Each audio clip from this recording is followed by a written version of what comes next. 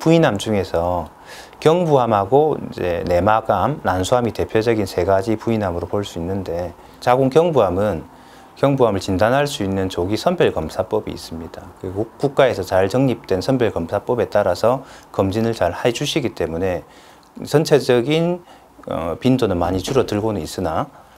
또 반면에 10대, 20대 초반 여성들에 있어가지고는 조금 오히려 늘어나는 추세가 있습니다. 경부암과 내막암은 대부분 초기에 진단이 되기 때문에 치료 효과가 조금 더 좋은 편이나 난소암 같은 경우는 적절한 조기 선별 검사 방법이 없습니다. 대부분 오셔가지고 이때까지 병원을 1년에 한 번씩 꼭꼭 검진을 하고 있었는데 갑자기 내가 이렇게 됐다고 하는데, 대부분의 이제 난소암들은 두세 달만 해도 3기, 4기까지 빨리 진행을 하기 때문에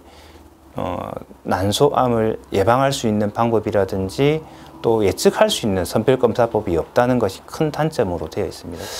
네, 최근에 있어가 예전에는 이제 부인암 치료라면 무조건 생존, 그다음에 암 완치만 생각을 했었는데, 그러다 보니까 젊은 여성들에 있어가지고는 가입력 보존이나 분만을 포기하면서 암 치료만 하는 경우가 많이 있었습니다.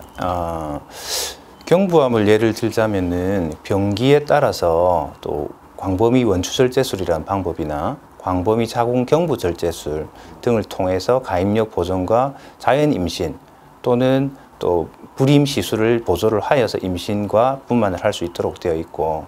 내막암 경우는 수술 대신 고용량 호르몬 치료를 해서 내막과 자궁을 보존하여서 임신과 분만을 할 수 있게 되어 있고,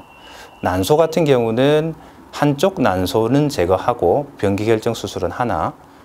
다른 난소와 자궁을 보존하는 방법으로 또 가입력 보존과 분만을 할 수 있도록 하고 있습니다. 4기 B에 해당되는 질환들은 항암화학요법과 표적치료를 혼합하여서 완치를 시키는 것이 기본 치료로는 되어 있습니다.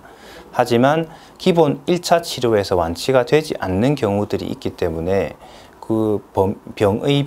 병소가 남아있는 부분이 방광 쪽이라면 방광을 포함한 절제, 또 직장 쪽이 침범되어 있다면 직장 쪽을 포함한 광범위 골반 전체 절제를 하고, 또 방광 재건, 또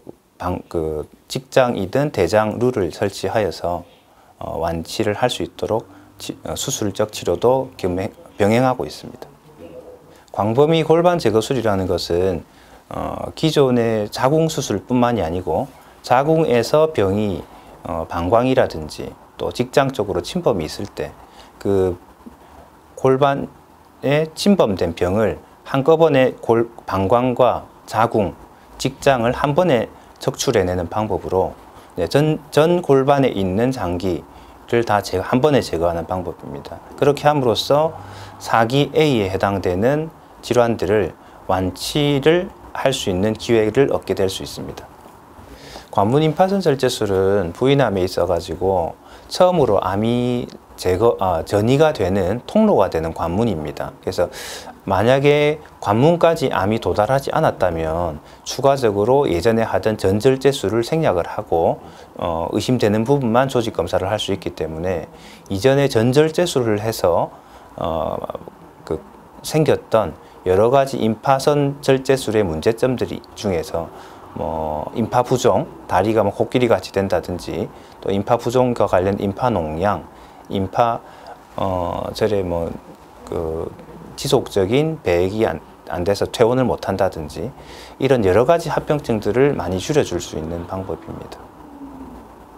저희 미국하고 비교를 해봐도 미국 통계가 자궁 경부암을 볼 때 한 67에서 68% 완치율을 보이고 있었으나 이미 5년, 6년 전에 비교를 볼 때 저희는 한 80%를 약간 상회하는 결과를 보여서 10에서 15% 이상 완치율이 더 높게 나오고 있습니다. 이게 제가 생각할 때는 우리나라에서 잘 되어 있는 검진과 또한 우리나라 부인암 전공하시는 여러 전문의 선생님들의 우수한 술기 또한 한 몫을 하리라고 생각하고 있습니다. 기존 복강경 수술은 이제 화면 자체도 평면적인 화면에 또 관절이 없기 때문에 우리가 접근을 해야 되는 부분을 못 본다거나 또 너무 좁은 부분을 우리가 확인하러 못 들어가는 경우, 등이 있어서 수술 범위가 조금 더 좁고 그 수술의 인디케이션, 수술을 적용할 수 있는 범위가 조금 좁았습니다. 그런데 로봇 수술은 기존의 개복 수술과 아주 유사한 정도의 효과를 보이면서 기존 내시경이 못 보여주던 더 많은 수술의 범위와 공간을 보여줌으로써 기존에 극복되지 않았던 여러 질환들을 극복하는 데 큰 도움을 주리라 생각되고 있습니다.